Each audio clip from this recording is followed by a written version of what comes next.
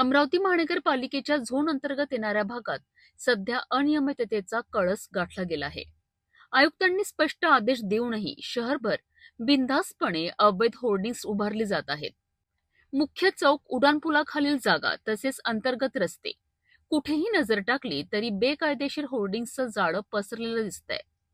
या होर्डिंग्समुळे केवळ शहराच्या सौंदर्याला तडा जात नाही, तर वाहतुकीलाही मोठा अडथळा निर्माण होत आहे. गेल्या 3 ते 4 महिन्यात एकही ठोस कारवाई न झाल्याने आयुक्तांच्या आदेशांची उघडपणे पायमल्ली होत असल्याचं चित्र आहे. शहरात सत्ता स्थापन होऊनही नगरसेवक स्वच्छता, नाले आणि रस्त्यांच्या प्रश्नांवर पुढे येताना दिसत नाही. उलट अवैध होर्डिंग्समुळे शहर विद्रूप होत असताना प्रशासन मूक प्रेक्षक बनल्याची टीका होत आहे. यामागे अधिकाऱ्यांचे हात ओले होत असल्याची चर्चा रंगत असून कारवाईच्या वेळी काही नगरसेवकांकडनं आमची माणसं आहेत असे फोन येत असल्याचंही बोललं जात आहे.